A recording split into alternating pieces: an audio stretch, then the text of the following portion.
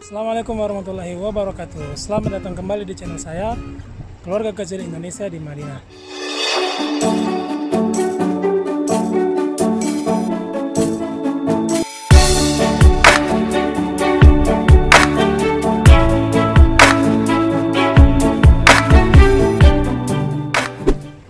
Ya teman-teman, mungkin teman-teman menanya kenapa banyak perawat kita dari Indonesia berangkat bekerja ke Arab Saudi. Di video kali ini teman-teman saya akan membahas tentang suka duka menjadi seorang perawat di Arab Saudi. Kenapa banyak perawat kita yang berangkat ke luar negeri untuk bekerja sebagai perawat. Nanti di video ini kita akan jelaskan semua satu persatu. Tapi teman-teman saya nggak akan bahas di sini. Nanti kalau pulang ke rumah nanti saya akan bahas bagaimana berapa sih gajinya perawat kita di Arab Saudi. Kenapa mereka betah gitu kerja di Arab Saudi. Nah ini teman-teman kurma muda. Nanti saya akan petik beberapa. Hari ini saya masih dinas pagi, bentar lagi saya pulang ke rumah. Nanti sampai rumah kita bahas satu persatu suka duka menjadi seorang perawat di Madinah. Berapa sih gajinya, apa saja keuntungannya, nanti kita akan bahas satu persatu. Saya mau petik dulu kurma ini, kurma muda, terus mau makan sambil jalan pulang ke rumah. Oke, sampai ketemu di rumah. Terima kasih kepada teman-teman yang sudah mensubscribe channel ini. Dan kepada teman-teman yang belum subscribe, terus dukung saya dengan subscribe channel ini dengan mengklik tombol subscribe di pojok kanan bawah. Dan terima kasih sudah mampir ke channel Abdul Hamid HR, Keluarga Kecil Indonesia di Madinah.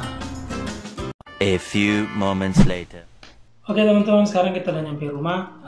Nanti saya mau jemput istri lagi, kurang lebih sejam lagi. Jadi kita lanjutkan tentang suka duka menjadi seorang perawat di Arab Saudi. Nah teman-teman, sebagai informasi tambahan kepada teman-teman bahwa perawat kita sampai hari ini itu yang bekerja di Arab Saudi itu kurang lebih sekitar 400 sampai 450-an orang. Nah, teman-teman kita ini tersebar di seluruh kota yang ada di Arab Saudi. Jadi nggak hanya yang di Mekah, Madinah, Jeddah ya. Tapi ada juga yang di Tabuk, yang tempat yang kemarin ada berita yang bersalju itu. Ada juga yang di Jizan, perbatasan dengan Yaman. Pokoknya karena luas wilayah Arab Saudi ini sangat luas teman-teman. Jadi teman-teman kita juga yang berangkat ke sini itu disebar ke seluruh kota. Oke teman-teman, suka duka menjadi seorang perawat di Arab Saudi. Sebelum kita ke yang sedih-sedih, kita ke seneng-senengnya aja dulu. Kenapa banyak teman-teman kita perawat itu berangkat bekerja ke Arab Saudi gitu. Ya teman-teman, dari yang pertama, dari yang seneng-senengnya dulu. Tapi sebelumnya saya ingin menyampaikan disclaimer dulu, pernyataan bahwa apa yang saya sampaikan sekarang ini merupakan pengalaman dan apa yang saya ketahui dan apa yang saya lihat secara langsung gitu. Jadi kalaupun nanti mungkin ada yang saya sampaikan ini ada kelebihan atau ada kekurangan, teman-teman tolong tambahkan di kolom komentar. Insya Allah nanti saya akan perbaiki di video selanjutnya. Nah teman-teman, kita yang keseneng-senengnya dulu ya. Yang pertama, kenapa banyak perawat kita yang bekerja di Arab Saudi itu yang pertama dari segi finansial teman-teman. Dari segi finansial tentu saja dari segi gaji, teman-teman kita yang bekerja sebagai perawat di Arab Saudi itu dihargai atau diberikan gaji kisaran rata-rata dari 2.500 sampai 10.000 rial Saudi. Kalau dirupiahkan ke rata-rata hari ini tuh kursinya 3.800, artinya kalau dirupiahkan itu sekitar 9.500 sampai 38 juta sekian. Jadi itu kisaran gaji perawat-perawat kita yang ada di Arab Saudi itu dari sekitar 9.500 sampai 38 juta sekian lah. Karena kursnya itu berbeda, setiap hari berbeda, otomatis nilai tukar juga nanti pasti berbeda. Nah, kenapa ada rentang gaji seperti itu teman-teman? Ada dari 9.500 sampai 38 juta itu. Yang membedakan adalah teman-teman yang sudah lama bekerja di sini, artinya sudah senior, itu otomatis gajinya berbeda. Dan juga teman-teman yang bekerja di sektor private, sektor swasta, dengan teman-teman yang bekerja langsung di bawah Kementerian Kesehatan Arab Saudi itu pasti gajinya berbeda teman-teman. Seperti saya bekerja di bawah perusahaan atau sektor private atau sektor swasta. Nah, gaji saya berbeda dengan teman-teman saya yang bekerja langsung di bawah Kementerian Kesehatan Arab Saudi seperti itu. Dan juga teman-teman, saya beberapa hari lalu sempat berkomunikasi dengan salah satu orang dari konsul jenderal dari KJRI Jeddah. Dia bilang kira-kira mas kalau misalnya ada perawat baru itu rata-rata gajinya harusnya berapa gitu. Kalau saya bilang, saya dulu pertama kali berangkat tahun 2016 itu gaji saya pertama kali datang ke sini itu 1.800. Tapi kalau sekarang nggak boleh seperti itu lagi. Jadi teman-teman kalau berangkat baru seperti ini, saya berangkat baru pertama kali berangkat ke Arab Saudi, saya sarankan minimal lah gajinya itu 3.000 lah, jangan di bawah dari 3.000 karena kebutuhan hidup sekarang juga dengan adanya kenaikan pajak 15% itu otomatis kita pengeluaran juga lebih banyak. Jadi saya harap teman-teman yang mau berangkat ke sini paling tidak gajinya jangan di bawah 3.000 deh. Atau minimal 2.500 lah, paling nggak 2.500 lah. Karena kenapa? Saya bilang tadi bahwa kebutuhan juga sangat sudah mulai ada kebutuhan pajak, apalagi kalau teman-teman misalnya punya keluarga seperti saya ngontrak rumah sendiri, saya punya kendaraan sendiri karena saya tinggal di luar dari asrama. Jadi teman-teman, perawat-perawat kita yang bekerja di Arab Saudi ini akomodasinya tuh disediakan. Jadi berangkat ke rumah sakit dan asrama itu disediakan. Kendaraan ke rumah sakit, busnya itu segala macam disediakan teman-teman. Beda halnya ketika kita tinggal di luar, punya keluarga sendiri seperti saya ngontrak rumah sendiri, beli kendaraan sendiri karena itu kebutuhan gitu, seperti itu. Nah yang kedua, senang-senangnya adalah kita bisa berkesempatan untuk menunaikan umroh atau haji gitu. Nah teman-teman, kalau umroh itu nggak ada batasan. Kita yang bekerja di Arab Saudi mau umroh, mau setiap minggu juga bisa, mau setiap 3 hari juga bisa. Asalkan kita ada waktu bisa berangkat ke Mekah, bisa umroh. Karena nggak ada batasan bahwa umroh itu hanya seperti ini. Nah, kalau misalnya haji itu ada batasan, nggak boleh. Kalau haji itu cuma 5 tahun sekali teman-teman. Jadi memang kalau haji itu karena banyak kan dari seluruh dunia juga yang mau menunaikan ibadah haji. Jadi kita juga yang tinggal di Arab Saudi juga nggak boleh berhaji tiap tahun gitu. Jadi minimal 5 tahun sekali. Seperti waktu saya pernah haji alhamdulillah 2016, saya bisa haji lagi tahun 2021 seperti itu teman-teman. Kemudian yang ketiga adalahnya tunjangan atau pesangon setelah kita exit. Teman-teman kita yang bekerja sebagai perawat di Arab Saudi itu, kalau misalnya tahun ini saya mau exit, saya mau berhenti, saya nggak berpanjang kontrak, itu kita nanti dikasih pesangon atau benefit gitu. Kita dikasih pesangon, kalau nggak salah aturannya itu basic salary, basic gaji dikali berapa tahun kerja. Jadi misal saya kerja 4 tahun, maka basic salary saya dikali dengan 5 tahun. Misal basic salary saya 3.000 lah. Berarti kalau dikali 5, 3 kali 5, 15.000. Jadi nanti kalau saya exit, saya pasti mendapatkan 15.000 dari perusahaan saya, seperti itu. Nah itu juga teman-teman bisa kita jadikan modal kalau sebelum pulang ke Indonesia, lumayan bisa beli oleh-oleh gitu kan untuk keluarga-keluarga di Indonesia. Nah kemudian kita juga bisa meningkatkan bahasa kita selama kita bekerja di Arab Saudi. Teman-teman kalau mau berangkat bekerja sebagai perawat di Arab Saudi itu persyaratannya cuma bahasa Inggris, bisa bercakap bahasa Inggris.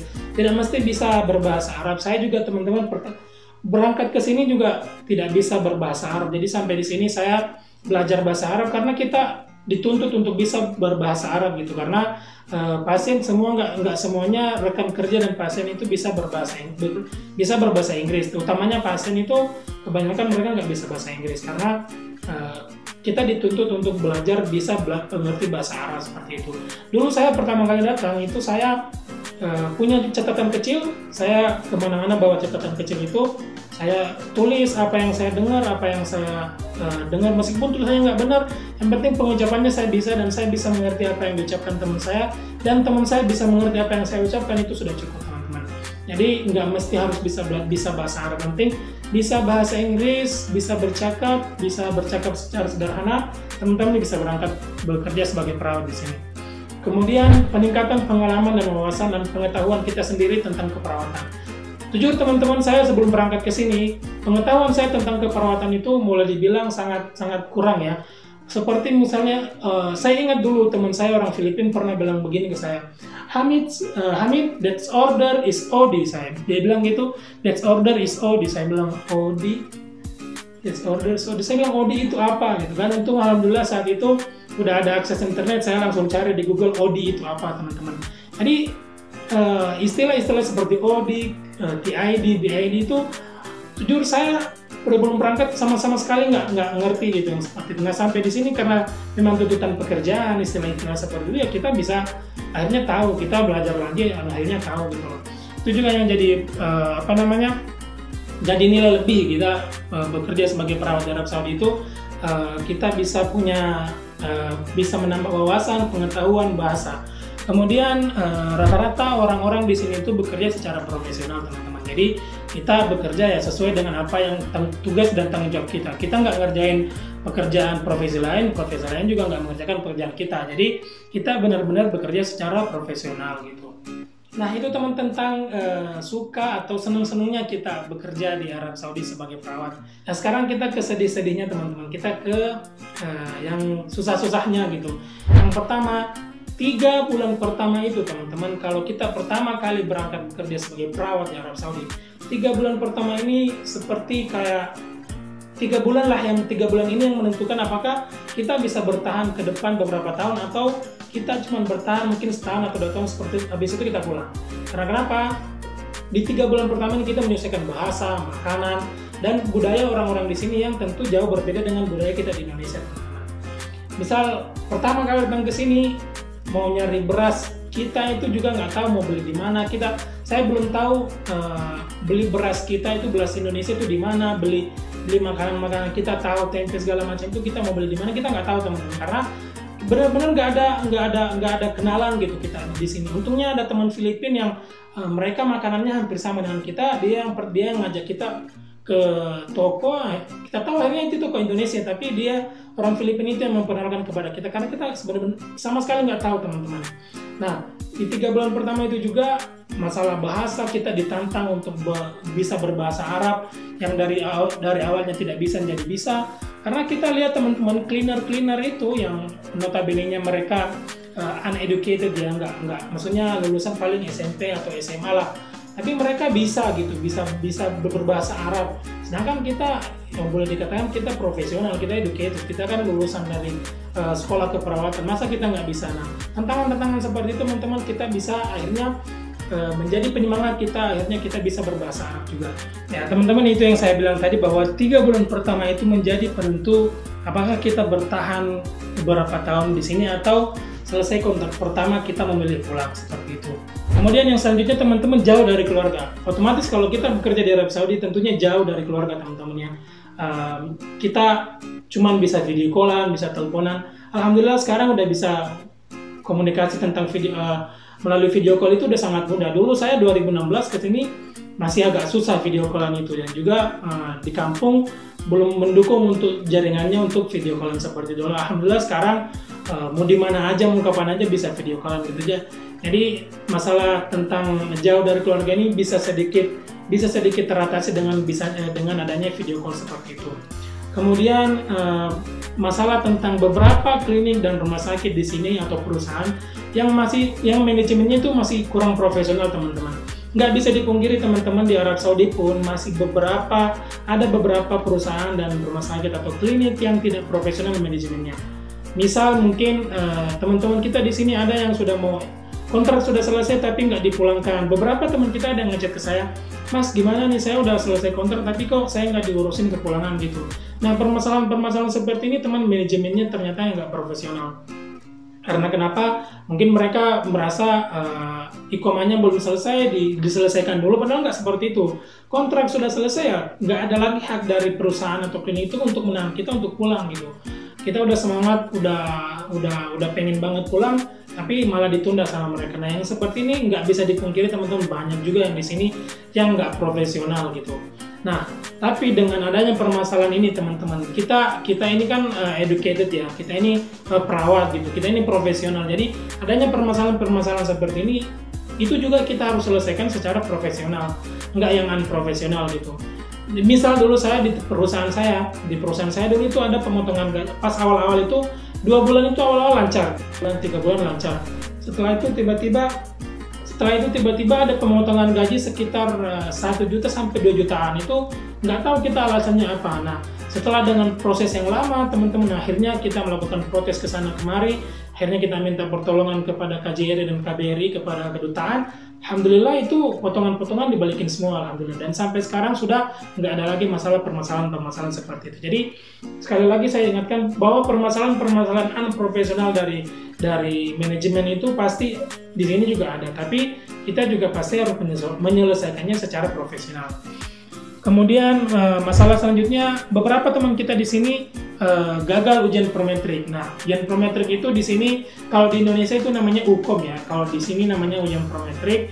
Kalau lulus kita di Indonesia kalau misalnya kita lulus UKOM dapat STR kan. Di sini kalau lulus prometrik dapat Saudi license gitu. Istilahnya kayak surat izin kerja juga lah seperti itu. Nah, teman-teman yang nggak lulus itu dikasih kesempatan 3 kali nggak lulus itu juga teman-teman nggak bisa lanjut kontrak atau mungkin bahkan dipulangkan. Tapi sejauh ini sih saya belum pernah dengar ada perawat kita yang dipulangkan gara-gara nggak lulus prometrik gitu. Paling disuruh nyelesain kontrak, habis itu nggak bisa lanjut kontrak lagi karena yang bersangkutan udah gagal ujian selama 3 kali.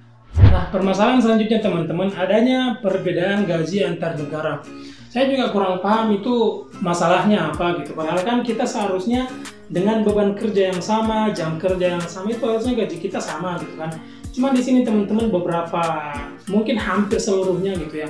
Bahkan teman-teman juga yang bekerja langsung dari Kementerian Kesehatan Arab Saudi itu juga gaji antar negara berbeda. Jadi misal gaji perawat Indonesia sama Filipina itu berbeda, Indonesia sama India juga pasti berbeda. Dan nggak dari sektor perawat aja teman-teman, dari seluruh sektor pekerjaan, dari yang profesional sampai yang profesional, misalnya dari yang cleaner itu juga yang saya tahu di tempat saya misalnya yang cleaner itu yang orang India gajinya 800, sekitar hampir 3 jutaan. Nah, sementara yang dari Sri Lanka itu gajinya, yang Bangladesh itu gajinya lebih rendah, sekitar 2,5 juta gitu. Padahal yang India gajinya 3 jutaan gitu. Seperti itu, nggak tahu apakah dari segi perekrutannya atau bagaimana, tapi perbedaan gaji itu ada. Itu juga bisa jadi membatin kita teman-teman. Padahal masalahnya tanggung jawab kita, beban kerja, bahkan mungkin ada beberapa yang beban kerjanya lebih berat tapi gajinya lebih kecil dibanding negara yang lain. Itu karena negaranya berbeda gitu. Nggak tahu juga, saya nggak paham, tapi teman-teman kalau mau berangkat ke sini itu harus siap dengan permasalahan yang seperti itu. Ya teman-teman, demikian suka duka sebagai seorang perawat yang bekerja di Arab Saudi. Ini sekali lagi saya sampaikan bahwa ini yang saya ketahui berdasarkan pengalaman yang saya dapatkan. Adapun nanti jika mungkin ada kelebihan atau kekurangan, tolong teman-teman tambahkan di kolom komentar di bawah. Nah, buat teman-teman yang belum berangkat ke sini, teman-teman sejauh saya perawat di Indonesia, apakah setelah menonton video ini apakah juga mau atau punya planning mau bekerja ke sini, silakan teman-teman komentar di bawah, nanti insya Allah saya jelaskan gimana step by stepnya sehingga bisa bekerja sebagai perawat di sini. Utamanya teman-teman yang mungkin udah senior, udah lama kerja di Indonesia dan pengen mungkin mendapatkan suasana yang baru, silakan. Arab Saudi masih, mungkin kalau sekarang ya nggak bisa ya karena masih pandemi corona, tapi setelah after pandemic ini insya Allah pasti Saudi buka lagi perekrutan perawat-perawat kita, saya yakin gitu. Jadi teman-teman silakan dipersiapkan bahasanya, silakan dipersiapkan mentalnya, teman-teman insya Allah bisa berangkat bekerja sebagai perawat di sini. Nah teman-teman, terima kasih sudah nonton video ini sampai selesai. Jangan lupa komen, subscribe, dan like di video ini. Insya Allah kita ketemu di video selanjutnya. Wassalamualaikum warahmatullahi wabarakatuh.